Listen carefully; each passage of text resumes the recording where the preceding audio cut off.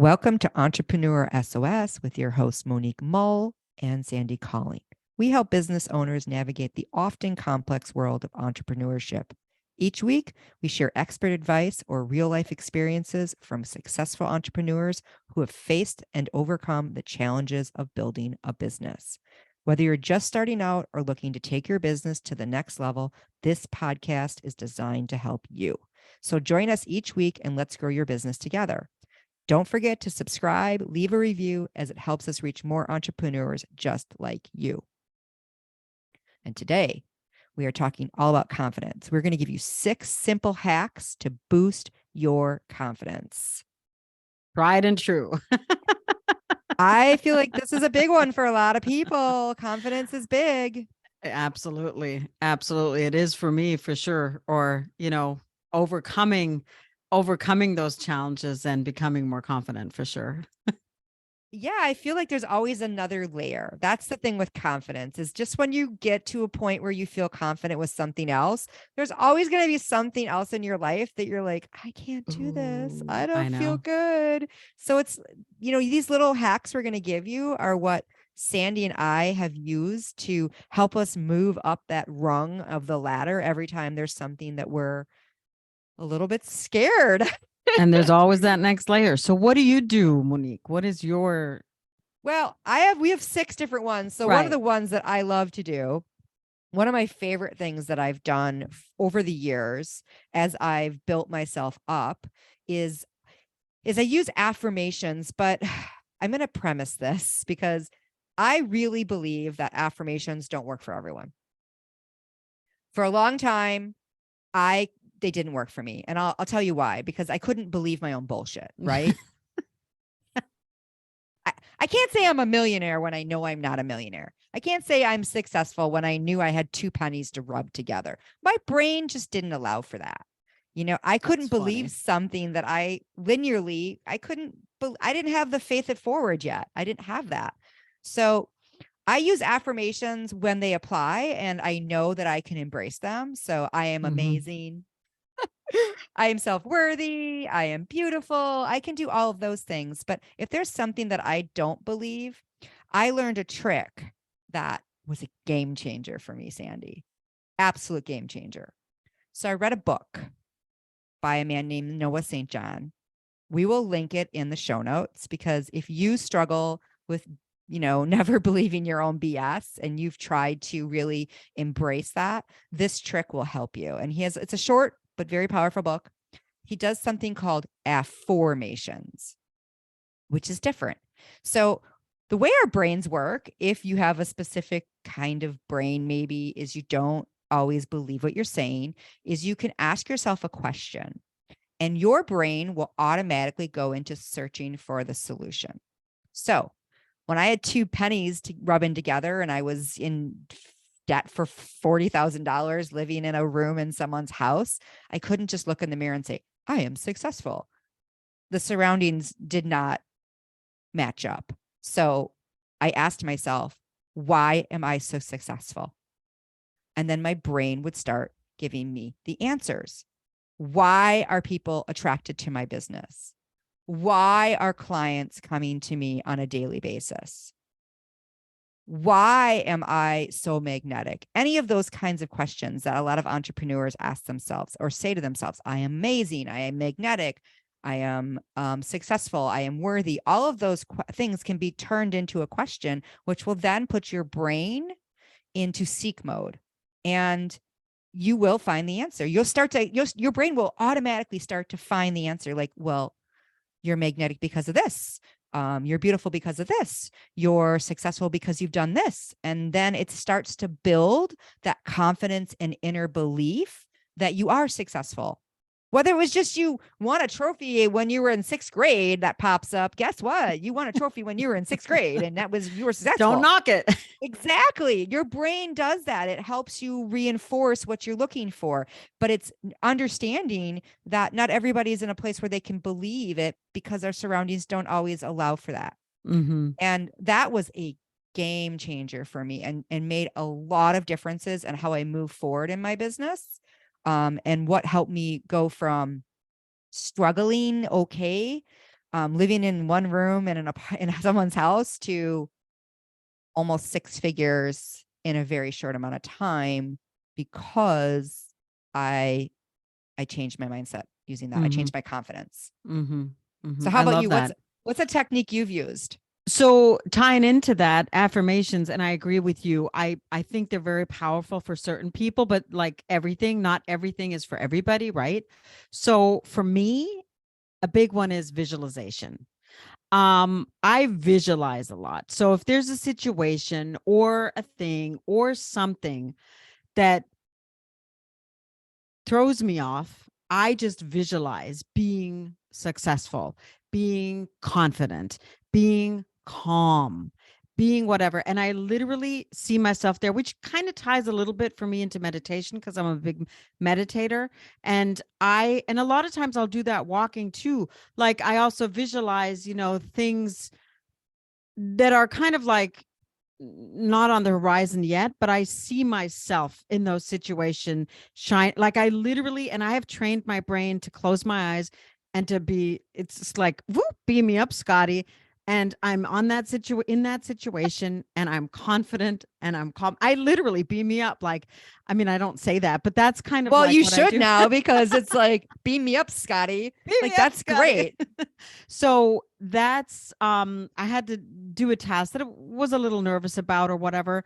And I sat down for a couple minutes before and I just took a deep breath, closed my eyes, and I saw myself and I saw super visualized a super positive outcome. And it gave me the confidence, boom, to go do it. And so that's one of my favorite go-tos for building confidence over the years. And like you said, there's always that next layer, right? There's always that next layer. Always, always. And, I also do a lot of visualization in the morning. I think it's powerful. I think if you're not visualizing where you want to be, then you're probably not going to get anywhere. And I can attest to that because I stopped for a while and I realized I got stagnant because I wasn't pushing my brain to the next thing. And I think it is a powerful tool. I think about that story of those soldiers. Have you ever heard of the story of the soldiers in POW camp where they visualized like a round of like 16 golf or whatever it is, and they played it over and over, back and forth. They talked about it and playing that perfect round of golf. And they were in this camp for like 15 years or something. I don't remember the actual number, but they came out and they played like amazing games of golf because they put themselves in that situation. So it's so powerful to build that confidence around being that person that you want to be. Who's that famous, and pardon me, I'm like not into American sports. There's a basketball player really, really famous that's like there's shoes named after him. Anyway, there's Michael Jordan. That's him. Okay. He visualized before he'd go into a play, he'd literally visualize shooting the ball in the basket like 100 times, like just visualizing it. They've done brain scans or they've done tests where people would actually work out and people who would visualize working out and they built muscle. Visualization. Oh yeah. Okay, I'm getting on that. I'm going to be visualizing my hot little body at 50. Yeah. That's what's happening there. There's a lot of like science behind it. So for me, visualization is incredibly powerful. That's awesome. That's awesome. So one of the other things, kind of on the same note, but in a different way, when you're thinking about wanting something, is I saw a video, gosh, I think it was maybe 4 years ago, maybe even longer. I don't know. Simon Sinek. I love him. He's one of my favorites. I really, someday I'd love him to have him on this podcast because I think, oh my gosh, goals that we're putting that out there into the universe. Simon, if you're listening in, we would love to have you. Anybody knows him, we'd love to have him. I really, really love what that man has to say about leadership and just organization and just mindset. And I watched a really powerful video where he was talking about how he didn't like to fly and he would get really nervous. And he would say, oh my God, I'm so scared. I'm so scared. And then one day he just said, well, wait a minute. What if I changed the narrative? What if I just said, this is exciting? I'm so excited. Because his emotion of being scared and being excited are very, very close. Like you don't really, your body doesn't know the difference. Here's the thing, guys, they're very close. And so I started to say when I get anxious, because I have some anxiety issues, when I would get anxious and scared about doing something, and I'd be fidgety or, oh my God, it's going to go not good. I would be like, wait a minute, this is so exciting. So exciting that I'm doing this. I can't wait to take this on. So I learned to change that narrative from being scared to being excited, which helped me change my stance of how I was approaching things. And then I would have more confidence walking into it because I was coming from a completely different mindset. Right. That's a great And one. I Mhm. love that one. Self-talk. Mhm. It's just not even, it's just flipping the narrative Right. from I'm scared, this is scary, to this is exciting, can't wait to see the results. It's just a small flip because you have that butterflies, that anxiety of being scared, and you don't have the confidence to do something. So that's one of my all-time favorites, and I use it all the time. Yeah, it's So amazing. It's and it's so small, but it's so huge, right? What that little tiniest of the trigger. Yep. tweaks. Yep. Yep. That's awesome. So for me, another one that thinking about it, what has boosted confidence for me still, and I do, is to focus on what I'm actually really good at, focusing on my strengths. And first of all, identifying them, because sometimes I remember somebody I knew once asked me, what are your strengths? This is way back when, and I just sat there. What are your weaknesses? And I came up with 1,000, right? So that's where it starts. So focus on your strengths, identify them. Wait. We should roll back. We should roll back and just let's put that out there as like an assignment for our listeners. Did you hear what she just said? She made a list and came up with all of her weaknesses and no strengths. So sit down and maybe look and see where that happened. What happens when you do that? Because everybody has strengths, and a lot of times, that negative self-talk. So focus on your strengths, identify them, and recognize what you're good at. And trust me, you're good at a lot of things, even though, and sometimes because we take things for granted, we don't really realize, oh, we're good at that. And Monique and I get that all the time, especially with like tech stuff. How did you know that? And we're like, and it's Doesn't like, everybody know that? I know. It's like we take it for granted. So don't take anything for granted, because everybody has a skill that somebody else doesn't have, or knowledge, or is good at, like a strength, right? That can really build your confidence and give you a positive self-image, because there are a lot of things you're good at. And it can boost, like, oh, if I can do this, this, and this, and this will be a piece of cake. So it ties again a little bit into that, mind, but it's all in the mind, right? It's all that self-talk. It's all that whatever. So focus on your strengths. Trust me, you have a lot of strengths. I love the idea of sitting down and listing them out, Sandy. I think that's a really powerful exercise for our listeners, because we don't focus on our strengths. We always focus on what we're not doing right versus what we're freaking amazing at. Right. Like if you're amazing at baking cakes, like it doesn't matter if it's tied to business either. Know that it can be tied to anything in your life. Maybe you're the best baker, chef, babysitter. You can make baskets better than anyone else. Maybe you can create graphics, whatever it is. We all have something we're amazing at. Absolutely. And multiple things. So yeah, I love that. I love focusing on that. And that's something that I am embracing more and more, because we can so easily go to those negative places. One of my favorites, and I still do it I do it all the time. So whenever I'm really nervous, again, I watched a TED Talk. We'll link it in the show notes, because if you've not seen this TED Talk, you absolutely have to watch it for confidence. That's a good one. It's by Amy Cuddy, and it's about body language. Mm-hmm. And the minute I saw this, and this is back when I had to do a lot of prospecting, and I hated making those phone calls. I was always nervous, like, oh, God, this person's going to get so mad. They bring it up. How's this going to work? And I would get really nervous, and I didn't have a lot of confidence. I acted like I had a lot of confidence, because there's a difference between being arrogant and being confident, just so you know. I was arrogant. I wasn't confident. And I would do her body language. So one of my favorite, and it's funny because I was watching Grey's Anatomy and I love that the brain surgeon on there, Amelia, who's a hot mess. I love her. She is a brilliant brain surgeon, but before every single one of her surgeries, she does a superwoman pose for 60 seconds. Oh, funny. I need to go watch that show. It's hilarious because she's just like in her pose, looking at the clock, waiting for 60 seconds. And everybody in the whole thing has to do it, the whole operating room And I'm like, that's brilliant because that gives, I mean, you're going into brain surgery, right? That takes a high level of competence and confidence. And one little move and you could, the whole world's lights are out. So I started doing Superwoman and it's been a game changer. And I also do the arms up one where I like, if I'm really having a rough day, let's just say I'm having a really bad day and I'm in a funk. I'll go for a walk because that of course makes me feel good. Or I'll just stand up.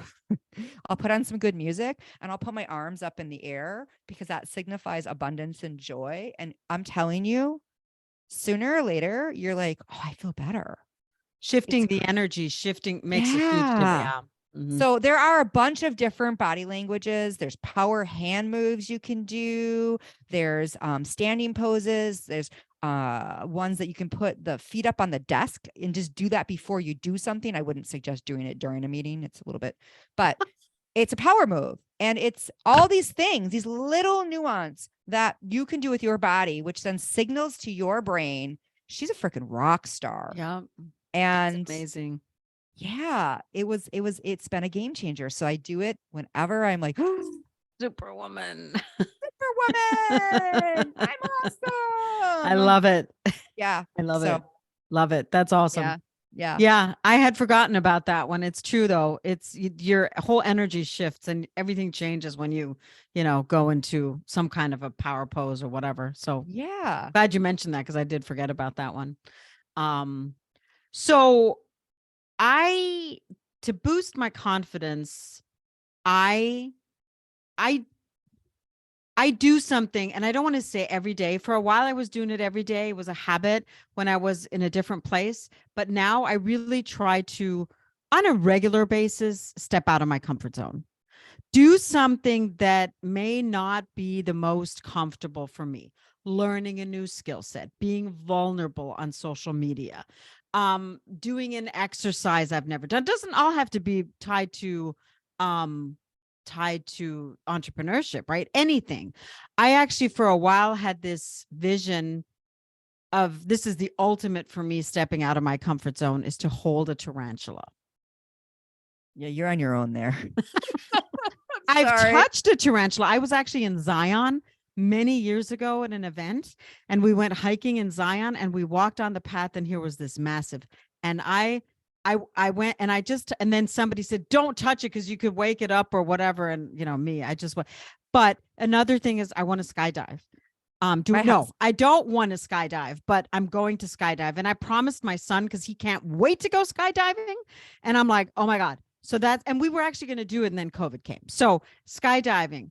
My husband's actually done it. He Yeah. did it with my sister-in-law, and he has begged me for years Yeah. to do it. And it is one of my biggest fears is to plunge to my death. But at some point, you're not going to, you have a parachute. Yeah, but that could not work. So Jason, my partner, he used to be in the military, and he's like, hey, and he's like, I'm like, no, that would be me. I want to do it with my son. I want to go skydiving because that's something. The other thing that really stepped out of my comfort zone. So he's a glider pilot. And as soon as he got his license, I went up with him. He was like, I don't even know. He was like he was young. He was 17 or 6. He was young, 16, 17. And I went, and I mean, once you go off tow, and then you're like, and you're that on was your out own. of my comfort zone. There's no motors. And I mean, I trusted Connor, but whatever. And another thing that I've been playing with the idea, and I've wanted to do this for many, many years. For many, many years, I've wanted to learn Aikido. And I'm just now getting to the point to like look and see what's in the area but just jump, because I'm not an athlete. I'm not whatever, but I would love to learn Aikido. So that's Is that way a out of my martial comfort zone. art? It is. Okay.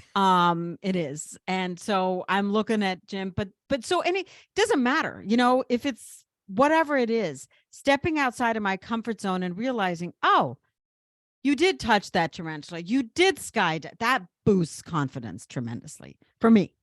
Actually, I can kind of say the same thing. I where I see the correlation to that for myself is I was definitely afraid to go into the ocean.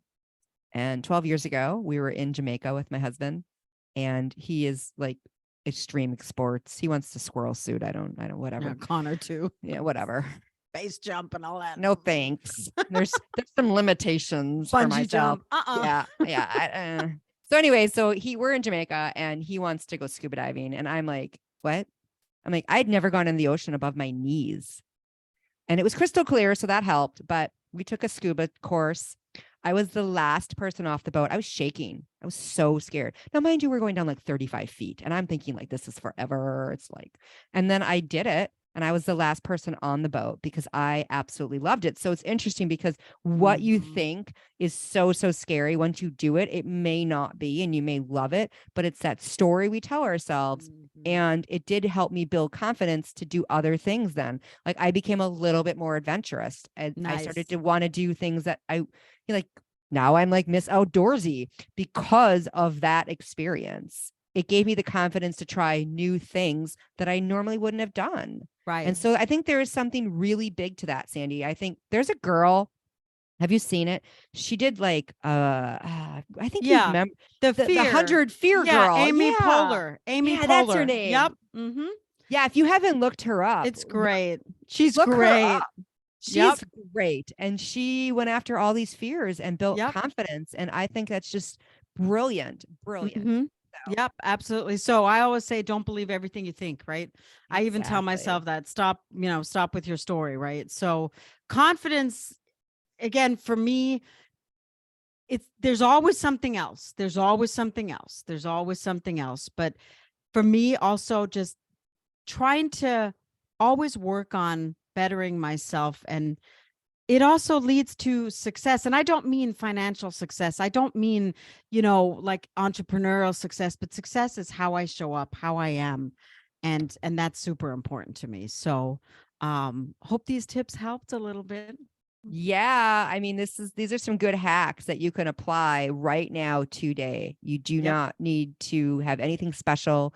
You don't need to do anything but just stand up, put your hands on your hips, do something that you're good at. Change your story. Change your story. Tell yourself something you're good at. These are very simple things that you can do right now. And sometimes you have to do more than one in a row, and that's okay. If you have to tell yourself something and then stand up and do Superwoman, who cares? Just do whatever makes you feel good and boosts you to feeling like you can take on the world, and then just go into action. So we hope you enjoyed this week. As always, hit that subscribe button, share this with a friend, leave us a comment. We really, really love helping entrepreneurs, and we really love doing this podcast. And we'd love to hear your feedback on how this is providing you value. Or any suggestions that you have for things that you'd like to hear about. Absolutely. Thanks, guys. Thanks.